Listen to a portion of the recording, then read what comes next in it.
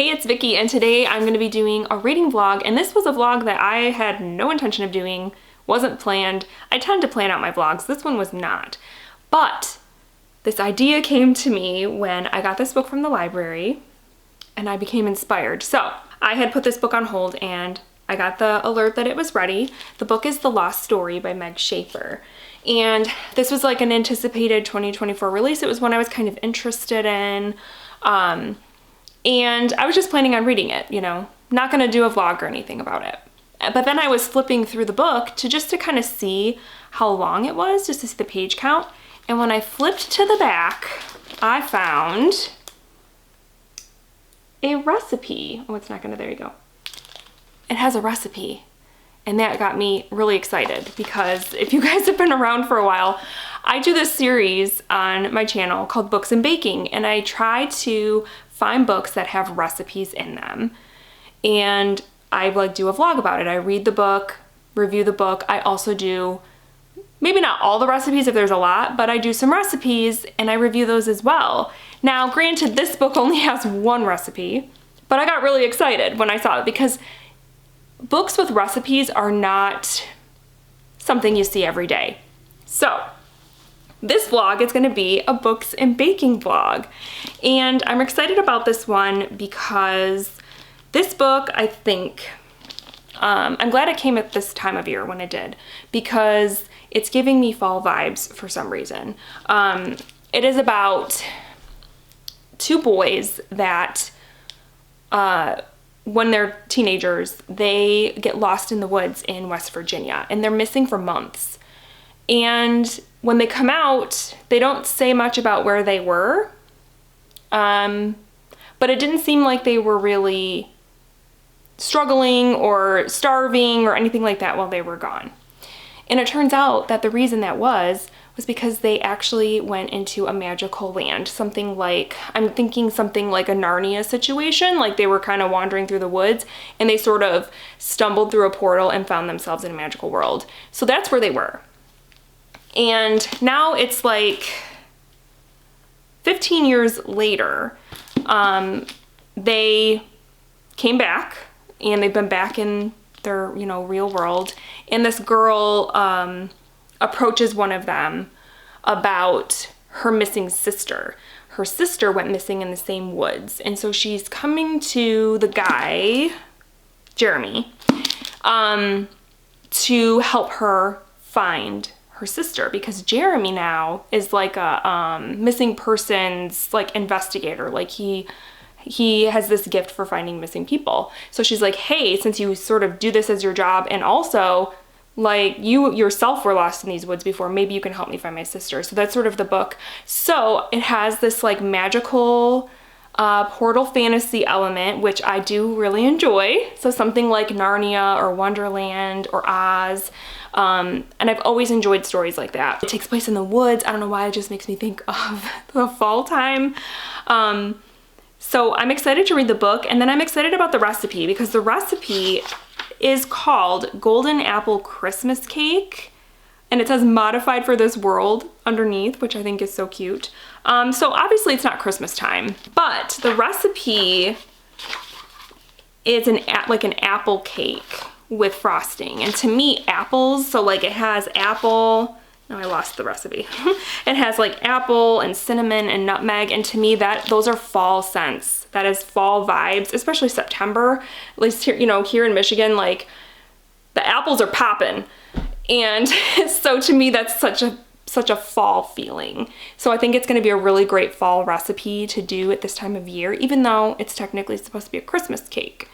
We're gonna make it now. So yes, I'm very excited to get started with this. And just like in all my books and baking, I'm gonna review the book and the recipe. And yeah, so I guess I better get started on this book. All right, so I have reached the halfway point of The Lost Story, and I have been exclusively listening to this via audio to and from my internship job, and I have to say it has made the commute, which isn't a long commute, it's about 30 minutes each way, but it has made the commute so delightful. And that's probably the best way that I can really describe my feelings about this book so far, is it does just feel like a delight, and it feels very cozy. despite our main characters having heartache and having had experienced trauma and things in their lives, just overall the book is like, it's just like a cozy blanket, and I'm loving it.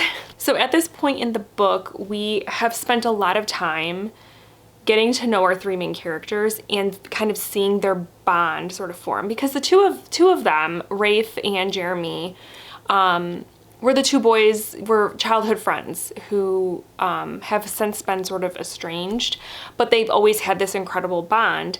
And so it's nice to sort of see that sort of come back, and then also to sort of bring Emily into the fold and how she just sort of fits right in with the two of them, and they just make a great trio. I love their banter and the back and forth. And so this whole first part of the book has been, plot-wise, has felt a little slow, but I'm also enjoying it very much, and I'm enjoying just getting to know these characters, so I don't mind that things haven't moved along as quickly as I thought they would, because like the blurb suggests, they are returning to the forest, and within this forest there is some sort of, I'm guessing, portal to a magical world. And it's a magical world where Rafe and Jeremy have been before. When they went missing as boys, that's where they went, and they haven't returned since. And so they're going back to help Emily find her sister, who she believes went missing in that forest, and they're hoping that they can find her in this magical world. And so at this point in the book, though, they're just entering the world. And so the whole kind of magical part of it is really going to take off. And so I'm really enjoying this. It's the sort of fantasy that I can definitely get behind. If I'm going to read fantasy, Portal fantasy is the way to go for me. And also, this one has such a fairy tale vibe. And I also love books that do that have fairy tale vibes, like thinking like the Marissa Meyer books that I've read and things like that, that have just that fairy tale vibe. There's even like little breaks in the plot that are called Storyteller Corner. And so the narrator kind of pops in and just tells you like a quick little snippet of something, and she's like, hey, storyteller here. And I think that is so cute and so fun, and just sort of adds to the magical feeling of this book. So yeah, I am really enjoying this, and I'm really excited to see now what's gonna happen now that our trio has made it to, is it Shenandoah? Now I have to remember. There's actually a fun map too in the front. Yes, Shenandoah. So I'm really excited to see what's gonna happen, and I'm excited to try the recipe, which I'm probably gonna do hopefully in the next couple days as I finish the book. And it seems like it's just gonna be like, add some like magic, just kind of amp up the magic feeling that this book is giving me, because to me, baking is a very like cozy activity. It's and in some ways it is sort of magical, because I know there's a science behind it. But you're taking all these like random ingredients, but when you put them all together, it makes a tasty treat, and there's just something magical about that. So I'm excited to finish this book and to make our recipe. And the next time I check in, I'm gonna be reviewing both of those things. And I hope that they both are amazing.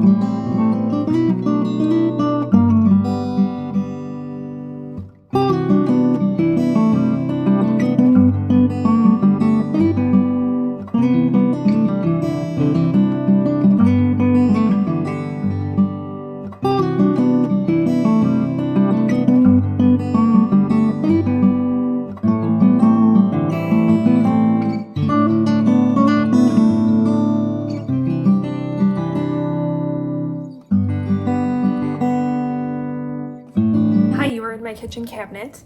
I have finished doing the frosting and I gave it a little taste and it tastes pretty good. I love how light and fluffy it is. But I have to kind of, I have to kind of put it aside for right now because, excuse Morgan, I don't know what she's barking at. Because the cake is still, it's not fully cooled, so it's gotta completely cool before we put this on there, but I feel like it's gonna taste really good. And I'm really excited to try it. So I'm gonna do that. I'm gonna wait for the cake to cool off, and then I'm gonna give it a taste. I have to say that this recipe was really easy. The cake itself is vegan, if any of you out there are interested, so I will report back with the taste test to see if it's good, yeah, it's very easy to make and quick to make.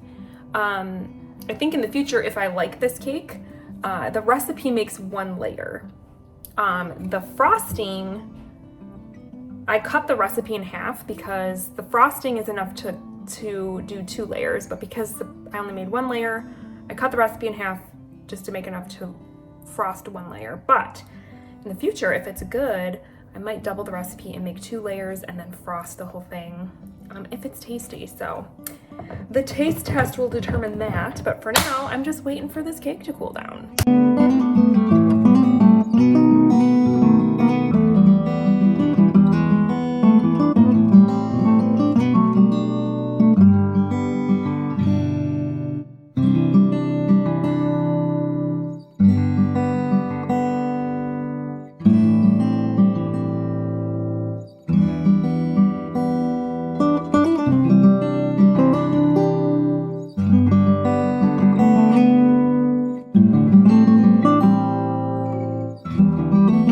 That is so good. The frosting is part of what makes it so yummy, but the cake too is so apple-y and just yummy. All right, so I finished The Lost Story by Meg Schaefer, and this book is gonna get a 4-star rating from me. I really enjoyed this. I thought it was just the perfect book for fall time. I loved the whole portal fantasy element of it. I loved our 3 main characters and the way that they interacted together. And there was also, I guess you could call it somewhat of a twist. It wasn't something I was expecting, so I guess it could be considered a twist. Having to do with our main characters that I wasn't entirely expecting, but I really loved. So that was also a nice surprise. And overall, I just thought it was a really nice sort of fairy tale inspired tie-in portal fantasy book, which to me, like I said, this is about the closest thing to fantasy I tend to read. So I thought it was great. As far as the recipe goes, I didn't say a whole lot about it when I did my taste test, but it was delicious and honestly perfect for fall. I know it's supposed to be a Christmas cake and you're supposed to have it on Christmas night or whatever is what the recipe says, but I thought that it was a great fall recipe. It was really easy to make. The cake itself is vegan, but what really made it was the frosting. The frosting was divine. And my whole family liked it. Unfortunately, I had it in a pan with this lid that doesn't always stay on nicely. And Austin was pulling it out and he didn't realize the lid was like not on great and the pan dropped and the cake, there was about half a cake left. It just flipped and like landed on the ground face down. And Morgan, our little kitchen shark, immediately pounced on it. She didn't get much, she only got a couple bites, but the cake was destroyed. So luckily we got about half of it. And it was really good though. And it was one that I would definitely revisit. I would make that again. And I'd recommend it if you're looking for like a nice fall cake to have. It's really easy to make. Yeah, it was great. So I think going back to the book, just to kind of mention the one sort of thing I felt the book was lacking and why it got 4 stars instead of 5 was that I wanted there to be more plot in Shenandoah. You don't get to Shenandoah in the book until about halfway through. And then when you're there, you meet some characters, but I wanted there to be more characters from this magical world, maybe possibly some more magical creatures. I just wanted to be more immersed in the world. And I would love if Meg Schaefer revisited Shenandoah in another book where it's completely takes place in that world or something, because I wanted more of Shenandoah. That was my only gripe though. Otherwise, I thought it was very well written, very well plotted. I loved the themes because it deals a lot with memory and how it relates to trauma. It's found family. It's great. So if you are at all curious about reading this book, I highly suggest you do. And like I said, flip to the back and try that recipe. And if you do, let me know what you thought of it, because I would love to know. And as always, whenever I do these books and baking videos, please let me know if you stumble upon any books that have recipes in the back, because I'm always looking for books to do for this series and they are hard to come by. So if you find any, please let me know. All right, guys, that is it. I hope you guys have a wonderful week and I will chat with you soon. Thank you so much for watching. Bye.